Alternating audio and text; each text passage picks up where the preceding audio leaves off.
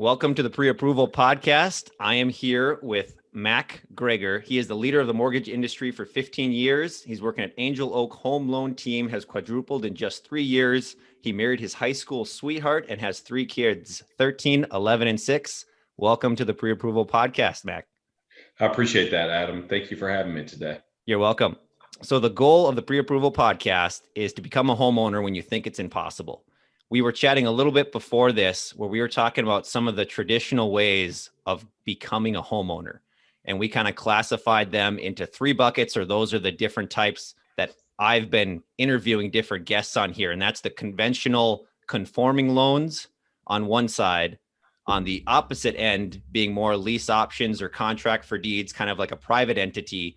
And then something in the middle, which is what we are calling the non-QM. And admittedly, when I first found non-QM, it was through Google and it was a search. And I honestly had never heard about it before.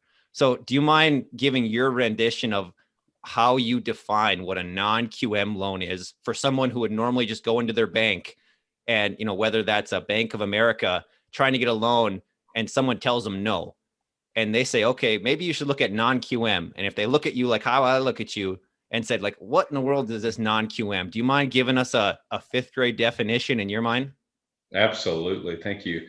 Non-QM is non-qualified mortgage. So just like everyone's life is complicated, their relationship to income and assets and credit, none of us have a cut and dry situation in our life. And non-QM loans or non-qualified mortgages allows people who maybe have a hiccup or a hurdle or something that's more complex than what a banking institution is lending on, to allow them to have an option for home financing.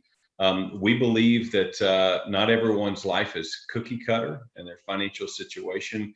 So it is a way to offer home financing to someone who doesn't fit that box, and can obtain it through other measures and applying for a non-qualified mortgage. So whether that be income, credit, assets, situations like that in their past, there are other options. And I think it's so easy for someone to walk into a banking institution, maybe somewhere that they have a checking and savings, and just assume that if they're told no or not right now, that it's game over. And that can be intimidating for all of us when we feel that rejection. I think there's a much greater opportunity with something like a non-QM loan to be educated and learn there are other options. And it's not just a no, it's something that you can put your family in a home in when you least expected it. Maybe you thought, you know what, it is not something for me now. But that in the 5th grade version is a non-QM loan. Wonderful. So when someone is interested in pursuing a non-QM loan, maybe they follow the route that I did and they went to Google and they just typed in, what is non-QM? And they say, top 9 QM lenders. Can you explain, if someone goes to their local bank, credit union, if this is a retail, if they're kind of working between something, who do they interact with on a day-to-day basis? And maybe you can shed some light on if there are different flavors of non-QM, and then maybe what Angel Oak offers from your perspective. Sure, Adam. And this answer changes now that we're well into 2020 and about to wrap up and go into 2021. The answer would have been much different a year ago, because, across lending institutions, many people used our product and a couple other leaders in the non-QM space. We are the father of the non-QM loan. We did create that years ago. And we still lead the nation in non-QM originations now. And so we take a lot of pride in knowing and seeing ahead of time what was needed in the marketplace. But March of 2020 specifically changed that in the non-QM world. And there was a large pullback on non-QM loans. Anytime there's volatility in the market and we don't know quite where things are headed, things like non-qualified mortgages usually take the brunt of those changes. And that's what happened this year.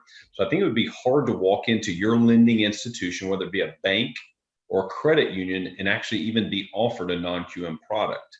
There's always that possibility, but I would call that slim to sum it up. I think you would have to talk to a true non-qualified mortgage expert, like someone like an Angel Oak Home Loans who has originators.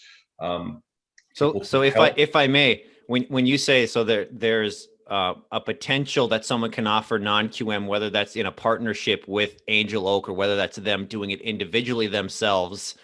You're saying that Angel Oak, when you say you have your own originators, why is that important? Because I feel like when someone says the word originator or underwriter, they think of this person in the basement that doesn't exist, that is just like, crunching numbers, and all of a sudden the underwriter or the originator said it doesn't work.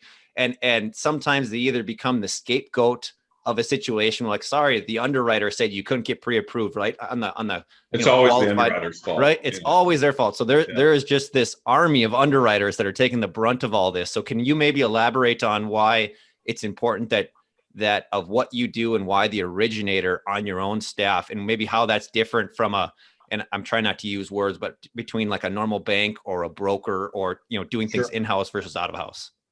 That's a great question.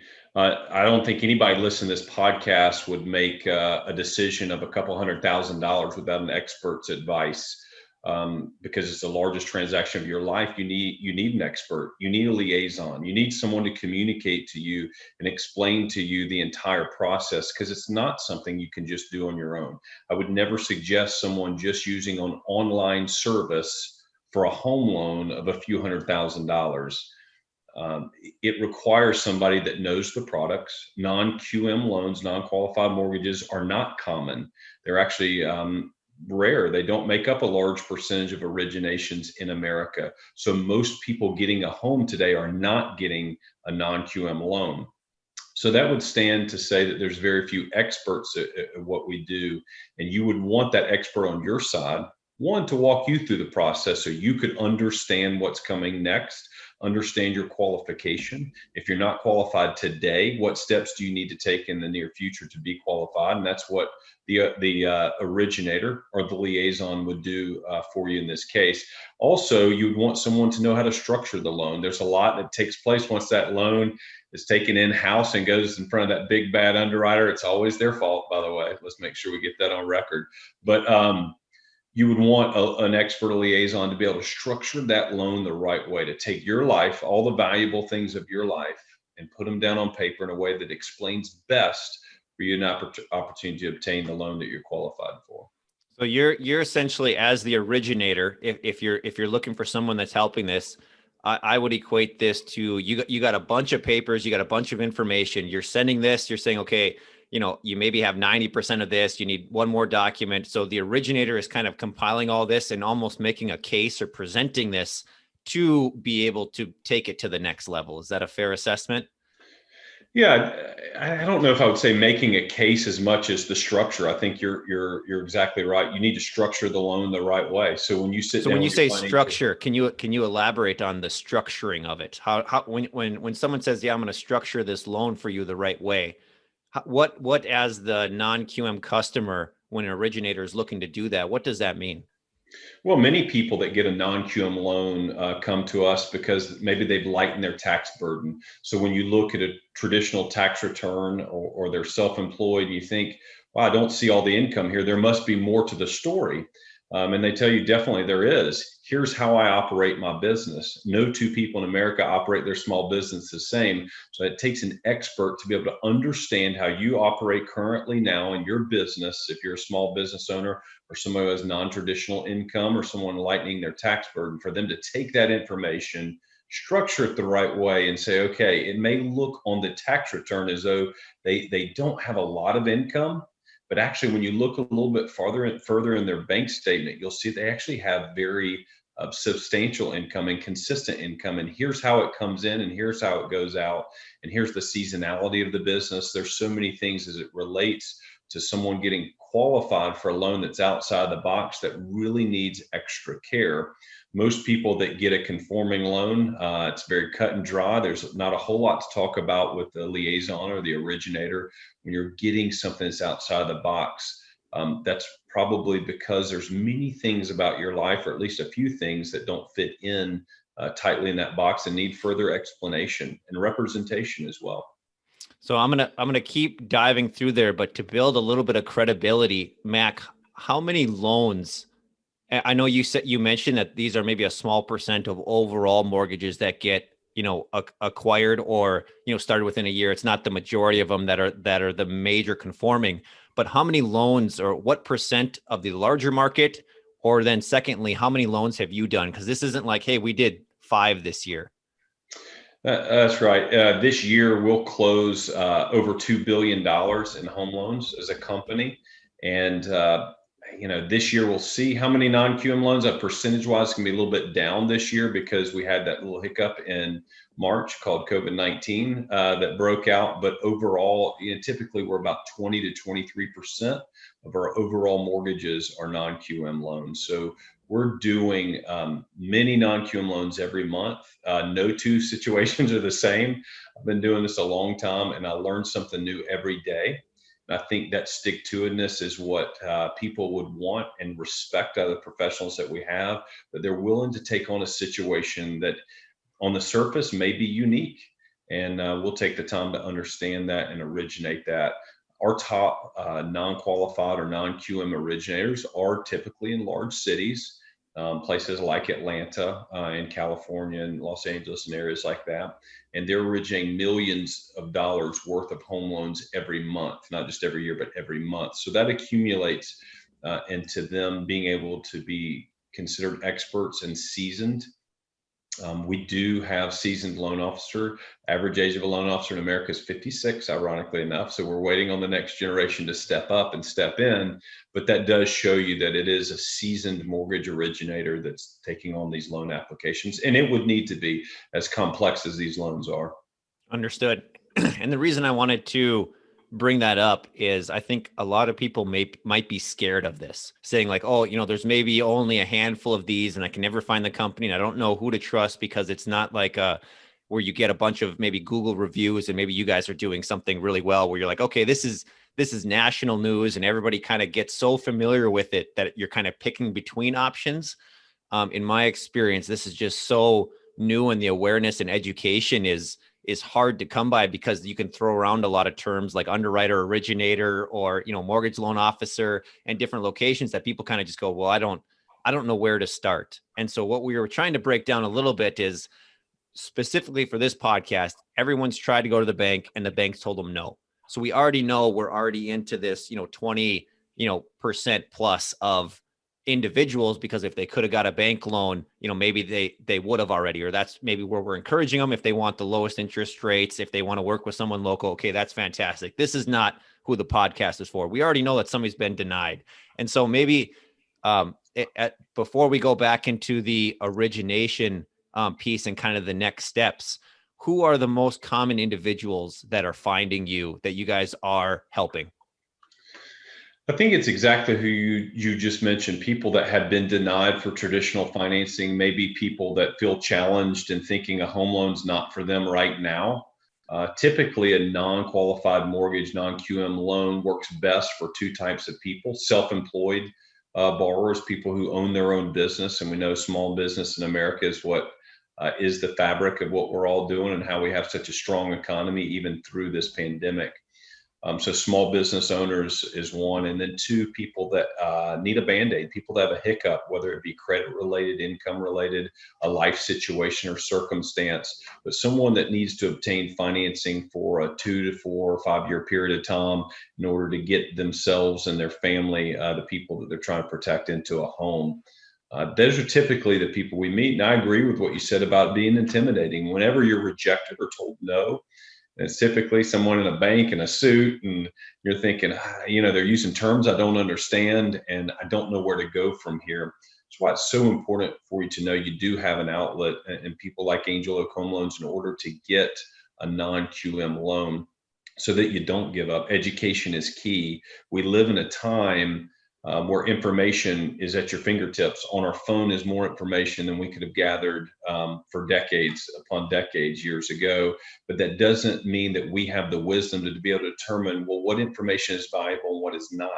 And that's where actually speaking with someone. As much as I love technology coming in and being very efficient in the mortgage industry, technology has really changed the mortgage industry for the better for the consumer over the last 5 years. However, one of the things technology will never be able to provide is that personal touch in order for someone to explain to you, hey, don't give up. Let's go through your situation. If you'll give me all of your information, I will come back with you with options. And those options could be you're qualified for a non-QM loan. Let's look at the opportunity that you have to get financing now for the home you're looking at. And the other option would be, right now is not a great time. Here are the steps in order to get you there. And these are the things that you could do in order to be qualified for a non-QM loan.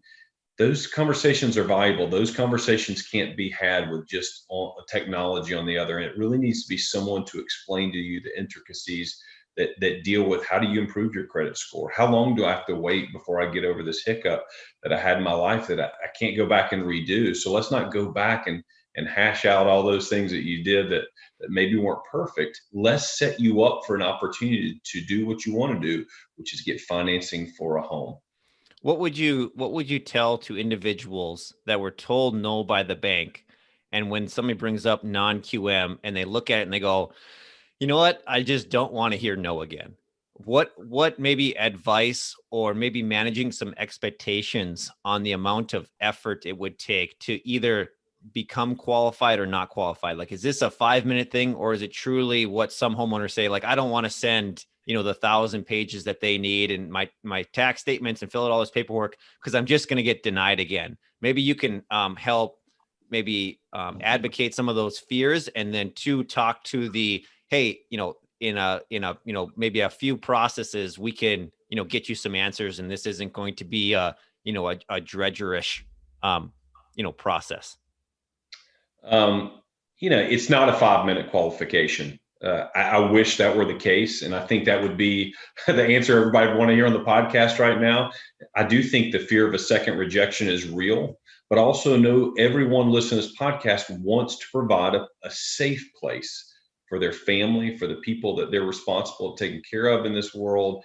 And so you will have to fight and do the best that you can to give yourself options for a place to live. So why not do it and try to get qualified for a non-QM loan? Invest that time for your family and for yourself, for what we'll call a 30-minute conversation with someone, maybe not a 5-minute. I don't want anyone to think, well, this is quick.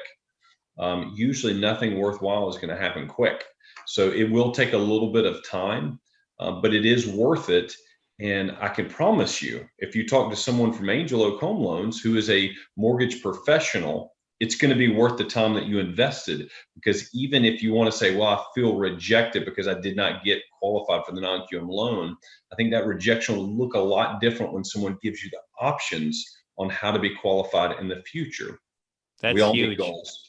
We all need motivation. We all need hope. I don't know anyone that gets rejected that doesn't immediately need hope right afterwards. And that would be our goal as mortgage professionals, is to provide the hope for these people that have been rejected, that if they are qualified, great, they get the non-QM loan. If they're not that day, that we provide them the hope and the steps in order to provide something in the future. I've seen so many people, including family members of mine, that maybe were not qualified up front, but over time and effort, they were qualified. And sitting at the closing with them after all of that hard work, it's the best home loan closing you'll ever go to, because someone earned it.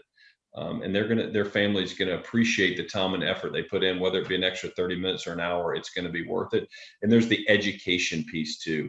I mean, Adam, I think that is probably the most important thing. Is when we say home loans, again, we can Google and come up with all of this information, but how do we determine what we really truly know about home loans and what's accurate? For years, it was just whatever dad told you. That now you have the opportunity to actually talk to professionals for those loans that don't quite fit in the box, to have that continual conversation that maybe there is something for me. So when individuals contact you, let's say that they have lessened their tax burden and they find a great fit and they say, okay, great. Maybe explain that process with you from that initial discovery call to potentially closing on that home, assuming that they are a good fit. From a timeline perspective or overall? Correct. Yeah. Or maybe a timeline, and maybe any key steps and any parallels to maybe what they would normally be expecting. If they're a first-time homeowner, maybe there's no expectations, but maybe just some key milestones. And when I think of that, it's like, okay, you get the pre-approval letter, then you go out home shopping. And then once you get home shopping, you get the accepted purchase agreement. And then after the underwriter, quote unquote, gets through with everything, they've officially, approved you for the loan. And then the closing would happen at a normal, title company. So maybe draw any parallels or differences to that. I feel like you just answered my question so much Okay. better than I was going to deliver. I think the parallels are exactly what you just laid out, Adam. I think Okay.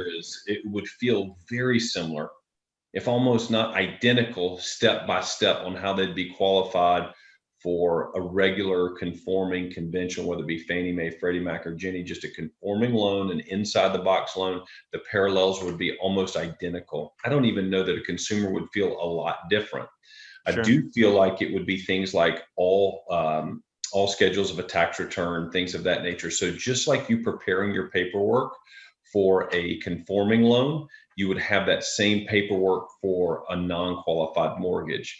There could be a touch more if maybe if you didn't provide all schedules of tax returns for your traditional mortgage, but I don't think it would be something where the consumer would even feel a lot different going through the process. We are very sensitive to purchase close dates. So as long as someone gives us ample time to perform things like title work and appraisal, we would suggest never to try to close a purchase loan less than 30 days, because there are outside vendors and third-party companies that we have to rely on to get us information. And like many things during this worldwide pandemic, sometimes it can take a little bit longer to get that third party on the phone or to get the information verified. So about 30 days is probably the least amount of time I would feel safe in closing a purchase and getting everything buttoned up the way the consumer would want. But I don't think the qualification is going to feel a lot different to the consumer. And I definitely think the timelines would be almost identical. So really Sure. not a whole lot of different feel. We are doing a lot on our end that's different, like qualifying them, whether it be through asset qualifier, taking bank statements and qualifying someone just on what they deposit, rather than looking at a pay stub. Maybe they don't have a pay stub. And then also looking at someone who, like we said, maybe lighten a tax burden on their tax returns and qualifying their income in other places. So Sure. most of it would be more on the back end qualification from the expert versus the front end of what you would provide. I will say though, sometimes it does feel like you're going to the dentist to get a root canal when you provide your lender information. And I always get that feedback from people that apply that I know that say, man, they ask for a lot of information. And I think absolutely, but we want to get it right. We want to provide you accurate answers. That's why we put you through the process of asking for everything up front, is because we want to give you an accurate answer. Adam, I don't want you and your family thinking you're qualified and you go put a contract on a home and then it's not the case. So we want to be thorough up front. That's why we ask for so much. And the second thing is just the obvious. If you ask a man for $300,000, $400,000, $500,000, he's going to require a little bit more than signature. That's a good checks and balances in place. One stat, and I didn't prep you on this, so if you don't know it, feel free to dodge it, or we can follow up afterwards. We'll see how my dodging skills are. Okay. Of the individuals that find you or other non-QM lenders, what would you estimate the approval rate is? And I had done a little bit of research that the Federal Bureau of Financial looked at 2018. I think it was 1 in every 10 mortgages were denied. So like a 90% generally approval rate, but that 10% is kind of who we're potentially talking about here. So of that slice of people that maybe were originally denied in the conventional, fashion, for individuals that are finding you and maybe other non-QM lenders, is this like a, 25%, make it through, 50%, 75%? And it's a little bit tough because you can't control, who's applying and who's going through it. But I'm kind of curious if these are individuals that are like, okay, I'm self-employed, I own my own business, let's go the non-QM route. And once they find you, it's like, oh, thank goodness. Like now we can go through with it. I'm kind of curious from your perspective on maybe how many people are finding you and how many of you or how many of your customers then, make it out either right away or, like you said, have that roadmap, if there's any generalities that you can draw. Yeah, I'm definitely not going to dodge the question, Adam, but I don't have the specific number. I'll tell you that up front, but let's talk about what it looks like, because On the front end, if someone is denied a traditional mortgage, there's a reason. So let's be honest, there was something going on that caused the denial. So it would And not what be are a high. Yeah, I was going to say, if you don't mind, I realize I'm asking you two questions within a question here, so we'll have to I'll maybe try to circle back as I'm jotting down the answers. But what are the most common reasons that people, when you say, there's something on there, and the fact that you can take these exemptions is to your benefit, but is there some, like, maybe top three things that you're like, okay, these are the reasons that people most often find us? Sure. Usually someone is denied for income. So a lack of consistent income or declining income. This is one that I see on a daily basis. If someone is consistently declining in income or has inconsistent income, it's hard for a lender, whether traditional or even in the non-QM space, to count qualified mortgage income. So you're going to feel like, well, I know I make more money than this, but the lender told me they can only qualify me for this. It's usually because lack of consistency or declining income.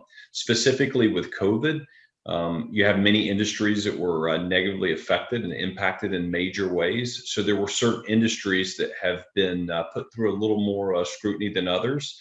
Every loan, whether it's traditional or non-QM, has been affected by COVID. So that's something everyone on the podcast would want to know as well, is it definitely has had effect on mortgage qualification. So I'd say that on the income piece. On the credit piece, Adam, the reason a lot of people maybe are denied traditionally at first is because of a recent hiccup on their credit, some kind of bump in the road, something unforeseen, something catastrophic that happened to their credit. And there just hasn't been enough time that has passed or a reestablishing of solid credit. Anytime you have someone who's had a situation that was negatively impacted on their credit report, something that was not paid or something major, there would have to be a reestablishing of credit. You're trying to show the lender that, yes, this situation happened, but the way that I recovered and bounced back and grew my credit after that was this. So I think that's another big reason. And then the last, of course, is just overall inconsistencies in life. Maybe someone's had many different jobs over a short period of time. Maybe it's in a completely different field or another state or another region. And so sometimes that can come into play too, is just the history of employment over the last couple of years. It would feel like there's a lot of similar conversations in traditional and non-qualified mortgages, and there are. The difference is it's just so much more expanded in the non-qualified mortgage realm when it comes to the way someone derives income, but they would still have to have a level of consistency and be able to show that even in the non-qualified space. Sure. So I took us down a little bit of a rabbit hole there where I asked you a question within the question. So then as we circle back to the individuals that have found you, that are kind of working through the process, do you want to finish your thought there as I rudely interrupted you to try to make a point home to make sure that those people that are trying to find you actually know, kind of, you're not alone. These are the type of people that are a good fit. And so I just wanted to make that clear. Well, and Adam, you never have to apologize for interrupting. You read my bio at the beginning. I have 3 children. So this is the most I've spoken in a long time, and I feel like the center of attention is great. So the people that find us, it is going to be people that were declined from a traditional mortgage perspective. So there probably is a reason. Some of those things we just talked about doesn't mean they're not qualified for a non-QM loan. It just means we need to look at those challenges immediately and say, is it something we can overcome? Of that percentage, I think there's really 2 big buckets that exist. One, we do have a scenario desk, and that is manned by actual managers and leaders within our company that underwrite non-QM loans. And so any originator or mortgage expert or liaison, whichever title we prefer that makes us feel comfortable, that originator is taking your information and providing that to the scenario desk to get a quick answer. So there's 2 different types of borrowers that I would give a percentage to. It would be a lot lower percentage of people that just come and provide us information for a scenario that actually get qualified. And then it'd be a much larger group that we say, hey, we're actually going to do a full application. We've run this through the initial scenario phase. And if we do that and feel good about it, the percentage is very high that we're going to be able to follow through with non-QM financing. I think the low percentage is really that scenario desk. but it's not just a no. Again, this is so important for everyone listening to the podcast. We try really hard not to say no. We might say not today. Here are the things that you need to do in order to get yourself on that path. But we want to provide you that opportunity. Wonderful. So a little bit that I hadn't shared with Mac is that I am currently leaving my W-2 and going full self-employment. And so as we're going through this, as part of the listeners in my journey, what I'm going to be doing is applying for these, and whether or not I'm approved or if I'm even home shopping, I'm trying not to waste anyone's time, because seriously, we are, potentially listing our home for rent. And so to the listeners, my plan is to go through this process. And so I really like that idea of the scenario desk, where through either minimal time and effort on both parties, you have a kind of a quicker answer of, okay, where do you potentially fall? And what are the potential next steps to do? So can you elaborate more on that scenario desk? It almost sounds like a kind of a warm and nice place to be, where you kind of created your own terminology for it. So can you elaborate a little bit more on what that looks like? Absolutely. I feel like the most important thing we can do is give accurate answers. And 1B is to give quick answers. We all move so fast. No one in this world has time to wait. It's just not a part of our society anymore, is waiting. And so we feel like it's very important, one, to be accurate, and number two, to be timely in an answer. So a professional would take your information after your application. They would look at it themselves. They would probably know right away a large percentage of the time. We'll say, I know we like numbers, so we'll say 80% of the time of them taking an application, they're expert. They know exactly whether it's a you fit, let's go, or a not today, but here's the steps you need to take. And one clarification: when you said the application, am I hearing that there's kind of like an initial application and then a full application? Really, the initial application should be your full application. You can take a shorter version up front and then extend it further at actual loan application, the formal, after the scenario desk. But I always suggest being as thorough up front as you can. There's never time to redo something in life. So do it right the first time. Be thorough and put on all the information, because accuracy is important. We're only going to be able to provide an answer for the information we have. Sure. So if someone says, I've owned my business for about 2 years, then come find out it's about a year and 2 months. That's much different. So that could change the 2 weeks worth of conversations that you've had on your end and that we've had on our end. So we want this thorough application up front. It's more important to get that thorough application up front. It only takes a couple extra minutes to do that. So then if I may, as you look at this, you kind of saying having the initial 30-minute conversation to kind of give you in the yes, no category of, okay, yes, let's pick it to the next step. And then the scenario desk, and if I'm using that terminology correctly, that's still when somebody has then said, yes, I'm interested, let's do the full application. The scenario desk is looking at this and kind of giving you again a green light or red light, where it's kind of like the first stage, the second stage. And then once you get past the scenario desk, that's where, there's a much higher. And so what you're saying, initial conversation, do the application, kind of get your quick and accurate response. And then we're talking about moving forward from there. Is that right? I definitely think that's a way that you can go. You can actually do the scenario desk up front, even without the formal application. We would need documentation for us to actually use the scenario desk the right way. The more documentation, the better. So it could look something like you provide your tax returns or your income statements, and I say, Adam, I feel like we've really got a strong case here for counting X amount of dollars in qualified income for you and your family. I'm feeling good about this loan. Let's put it through the scenario desk to make sure we have a yes before you go write the contract, and make sure that before you put any money down as earnest money, that we feel good about the loan. And I think that's where the scenario desk gives you accurate and quick answers and allows you to navigate through what could be a complicated situation. Again, on the non-qualified mortgage, the advantage is for people outside the box. That's what it's designed for. But guess what it is? People that have situations that are outside of the box. So usually those take more explanation. The good news as well, and I think you and I talked about this right before we came on the podcast, we have such a high percentage of above 1/3. We'll keep it that general. Above 1/3 of all non-QM loans that we close have some sort of an exception even to our guidelines. Remember, these are guidelines for a product that's already outside the box. And we're having to make a third of these loans. We're having to make one extra exception, if not more, on top of that. So that just tells you we're going to go to the nth degree and the extra mile in order to get your best opportunity to get the loan. The more information, the better. If we come into a complicated situation or just want clarification, then we'll go to the scenario desk. And you're actually talking to that big bad underwriter that we said disqualifies every mortgage. By the way, so you actually get to talk to them, so they do exist. They're not just a computer. That's right. Every one of our originators has access to the underwriters. They talk every day. There's not a loan decision, whether it's a yes, no, or wait. There's not a loan decision in the non-QM world where the loan officer that you've applied for the loan with is not talking to the underwriter and getting clarification. It is clear communication.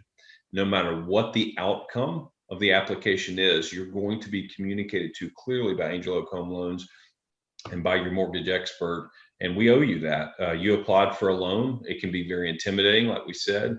And so I think at the very least, no matter what the answer is, you deserve a clear explanation so that we want you to be able to understand it. So if there's someone else in your household, you could easily explain it to them.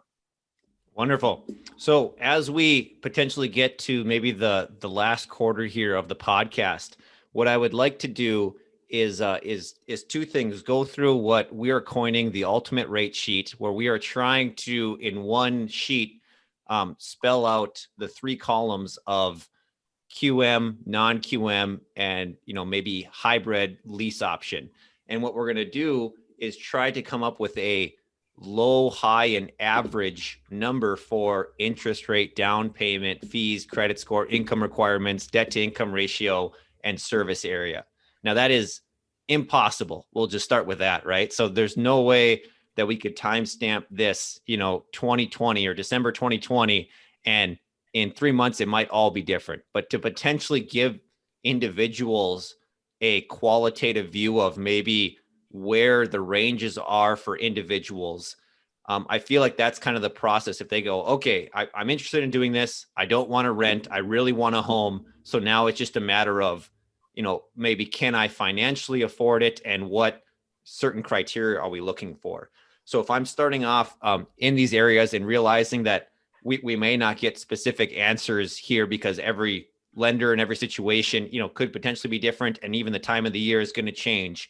But as of, today, where can someone acquire a non-QM loan? Is it all 50 states? Is it only where Mac and his team are? But where can you get a non-QM loan?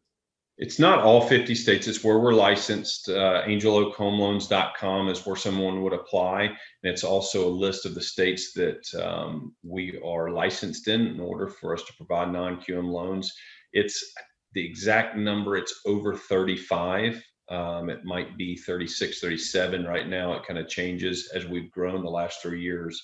We've grown incrementally, so that number's increased. But a large percentage of the states, someone would be qualified to apply for a non-QM loan.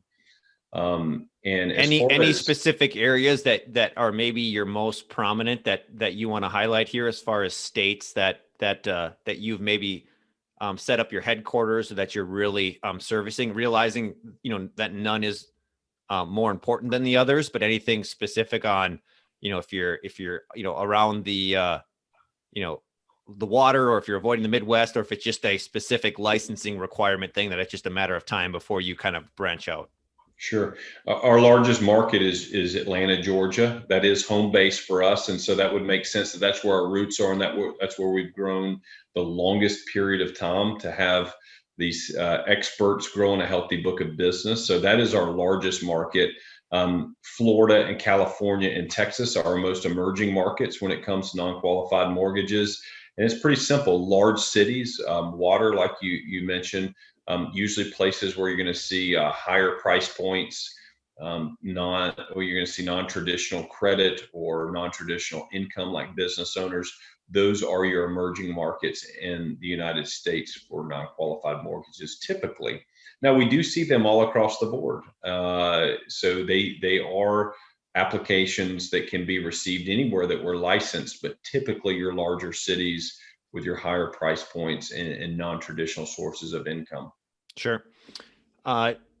As we get into kind of the rapid fire here, realizing that it's not going to be as rapid as maybe the listeners would potentially like, because they would just be like, oh, I want to ask him about interest rate, and he's going to say X%. It's not going to exactly work that way. But what we'll lead into here is minimum loan size, potential debt to income ratio. I think we already nailed income requirements, but if we want to hit anything more there, the other ones that people care about are interest rates, down payment amount, if there's any fees, and credit score. So I'm going to try to walk through that. If there is more elaboration, certainly we can dive into it. If there's a way to give a semi-succinct answer, I think that would be most helpful. But realizing, again, we qualified the heck out of this, that it's subject to change, but we'll do our best, because if we just don't do anything, I think people will just forever be lost in the question mark of not really knowing what it is. So we'll do our best to attempt that. Starting off, the rate conversation, I think, is simple, and that's probably what everybody cares about the most. And I think a non-qualified mortgage fits exactly what we discussed. It's a middle ground between a traditional mortgage. It's not going to be as low of an interest rate as traditional mortgages that we see today in mid twos, high twos, low threes. I feel like every day is a historic day for interest rates. It's going to be middle ground between that and something like a lease purchase. It's going to offer them a more affordable way to obtain financing than going through a lease purchase, or maybe even something like a high-end rent where you feel like you're kind of throwing your money away and not getting anything for it. So it really is that middle ground. There is a bump to interest rate from traditional financing because of all that's going on, maybe with some of the challenges in order to get that qualified mortgage, a non-qualified mortgage in and through underwriting, but it's just a bump. It's not going to be something significant, and it's going to be lower than something like a lease purchase. Understood. And so what I will tease out of that is, having personally done lease options contract for deeds on the bucket number 3, if this is kind of the middle ground, I've seen anywhere from 6 to 10% as of today on what you would potentially pay if you went into a private relationship with either a private investor, or if you actually did what the rent credits are looking like on your personal home, which, again, if you want a home, is still potentially better than, just renting. If you're, people always say I'm throwing my money just out the window because I'm getting no equity, I'm not getting any appreciation, and there's no pay down. And so what I'm hearing is it's a middle ground between that and maybe the traditional, Fannie Mae rates. I think that's exactly right. I bought my first house in 1999 at an 8% FHA and mortgage. And to think that fast forward 21 years later, you're going to get a significantly lower interest rate on a non-qualified mortgage, somebody who maybe have had some hiccups or non-traditional income, and you're going to get a much lower rate than that. And even a lower rate than just a few years ago was the going traditional mortgage rate. So I think it is right there in the middle, and something that's very affordable as an option to put your family in a home. Understood. Next one, down payment. Is there a certain minimum loan amount, and is there a certain percent loan to value that you will go to? Well, traditionally, your loan to values are going to stick at the 80% range on non-qualified mortgages. That's something that's a lot different than your traditional mortgage. In traditional mortgage, you have even up to 100%. And we do have some non-qualified mortgages that go above 80. But I think typically that's a good general rule to stick with, that you will need to have some money down. That's part of what makes a non-qualified mortgage obtainable, is that you do have non-traditional income, but you do have some assets, you do have some skin in the game when it comes to the actual home purchase. So there would be a larger percentage down than a traditional mortgage. Sure. And that makes sense. From a fees perspective, I realize that, there's general, let's say it's origination or title and different things. So things not there's going to be fees towards closing and whatnot that would just be there in any single real estate transaction, but maybe drawing parallels between a QM and a non-QM as far as fees. Are there either additional origination points? Is there prepayment penalties? Are there, a more overlays than what you would expect, or would you expect the final HUD statement or the closing to look pretty similar to a traditional settlement statement? It's going to look very similar to a traditional statement. We do charge fees. It's pretty standard across the board. It's not like there would be a fee on there that would surprise anyone. Everyone is going to have lender fees or an origination fee of some kind. So it is going to look very similar to a traditional mortgage. There is nothing on that settlement statement at the end there at the closing day that somebody would be surprised at a fee or not understand clearly what that fee would be. Sure. And are they historically in line with what either a mortgage broker or mortgage lender would charge, which is, can be anywhere from, 0.25% to 1%, or you can buy it and, even pay more. Is it pretty close to that? Or is it like maybe 2 or 3% from an origination? It's never going to be high. It's never going to be where you say this is out of the box compared to a broker or another lender. It's going to be very similar. There's not some additional fees on there just because you had to go through the non-QM world. It's going to look very similar at closing. There's always going to be lender fees. Our lender fees are $1,285 and $1,285, and that takes care of underwriting, processing, and the application fee, all that's associated with that. You're not going to show up at closing and see some wild discount points. Now, every situation is different. If someone made the decision to buy down their rate, that would affect the fees they're charged. Sure. Because then we would charge the discount in order to buy down the rate. But since this is rapid fire, we'll keep it simple and just say there would be nothing that would be surprising or different from a traditional lender or even a broker, if that were the case, getting a non-QM loan. Wonderful. And I know we were scheduled to wrap up here pretty quickly. And I want to be sensitive of your time, do we want to jump off or do we want to stick around for another 10 minutes? If let's do it. All right, we'll keep going. And thanks for sharing. So the dreaded credit score question that everyone asks, like, what do I need from a minute credit score, which is, maybe impossible to answer, but maybe just shed a little bit of light if someone's concerned about it, if there's any suggestions that you can have, or if there is like any black, white, or gray area related to credit score. It'd be hard, especially on a rapid fire, to give a definite black and white on credit score. Plus, I would not want to say something that would discourage someone from applying because I think every situation is different. Credit boxes have tightened up across all lending, not just non-QM, but all lending through what we went through in March up until today with battling with COVID and how it relates to the lending world. I would say someone's credit score is something they should protect. Anyone that is above 700 has worked hard to get there.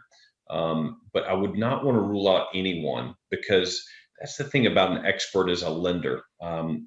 The expert that you talk to at Angel Oak Home Loans, they're going to be able to look at your credit. You could have what looks like to you low credit, but it could be a small fix with paying down a card or maybe disputing something that happened that wasn't accurate that could significantly change by 30, 40, 50 points on credit score. So to me, a credit score is not as relevant as the body of credit. The body of someone's credit is going to tell you their credit worthiness versus just a simple score. As a little side note to go down on the rabbit trail on this, please, if you're listening to the podcast, do not just use a free credit reporting service and think that score is going to be identical or even sometimes close to what your lender pulls. We're pulling a tri-merge report. So we're pulling 3 different credit scores from 3 different major bureaus and then averaging and taking the middle of those 3, the median of the 3 scores. And I see so many people on credit just use a free services. Free services are very beneficial. I use them personally. So I do think they're beneficial, but they're not going to render the exact score it's going to be used to qualify for a mortgage. Wonderful. So that covers a lot of the conversation where I would really like to wrap this up, because I think debt to income ratio and income requirements, people can kind of tease a little bit out of the episode, probably where they find, and they might find, similar things where it's just, don't worry too much about it, apply, kind of go from there. So if someone wanted to reach out, Mac, today and say, okay, how would we get in touch with you? What is the best way that they can? Going through angeloakhomeloans.com, through our website, and clicking the apply now, it's going to provide you an opportunity to speak to an expert in your area. We're spread out all across the nation, so our footprint is pretty widespread. So you'd be connected with a professional in your area so that if you did want to meet safely face to face, or if you did want to have a call like this, or even just phone call, you would have somebody local, it's in your time zone, to be able to speak with and develop a relationship with. But that's the easiest way to apply. Fantastic. And you guys have a couple cool things going on with maybe growth into some new regions and maybe some of your own outlook into what 2021 will bring. Can you speak a little bit to that? Sure. Our growth as a company has been large the last several years. We grow with great people, so we don't ever point on a map and say we have to be there. We hire the right people and we support the right people, and then they grow a business. Every great business is grown by hiring the right people. So that's kind of summarized our growth, whether it be in the Southeast, which has been the foundation of how we built this company, into even now Texas, Virginia, Tennessee, out west in California, and Nevada, and Washington, and Arizona. So the growth has been large. More specifically, something everybody on the podcast would actually care about would be the market for 2021. And I think it's important that everyone listening here, I know we're coming in on the close, but this is probably the most valuable thing I could tell everybody is the 2021 market is going to be on fire. It's going to be a great opportunity for people to purchase a home. Very rarely do we see all three things line up in our benefit, and they are. That would be low inventory. There's very little inventory out there. So I think people that are selling are going to be serious. Low interest rate. So we talk about historically low rates. They're actually historically low. So it's not some kind of car commercial. And then the last one is just the high amount of opportunity for people to purchase. There's so many different ways and outlets for people to be able to buy a home today and to get into a home. I think all of these three factors coming together are going to create what is going to be a fantastic purchase market for 2021. And so when you say a high purchase market, and to maybe go through that, and now that I realize I could ask you questions all day. And so maybe what I'll suggest is what I'll do is, in addition to being able to contact with Mac, I've actually found Mac through some social media webinars and different things that they've done. And so if you want to dive into more of that, which I think Mac did a great job kind of alluding into, I will, reference some of those videos that I watched that you thought were spot on, and the way that you simplified that in three, kind of common, tasks was extremely good on all the things that are pointing towards a 2021 market being on fire in your own terms. Absolutely. I think people need to be looking now and talking now with their family about where would be best for them to live in 2021, because the opportunities will be significant. I do think with this much equity that people have in homes, because price values are so high, you'll see a lot of homes go on the market. And when you see a lot of homes go on the market, and that was the third point, the opportunity I'm talking about, those opportunities will be there. And considering inventory is so low right now, it's just going to create so many different outlets and places for people to move. It's going to be a dynamic year. 2020 was definitely a year for financing, refinancing. Everyone refinanced, but I actually think 2021 will be one of our strongest purchase markets we've ever had. I think the percentage of growth will be huge. It'll be good for the economy, good for a lot of individuals, That's right. and hopefully some new homeowners along the way.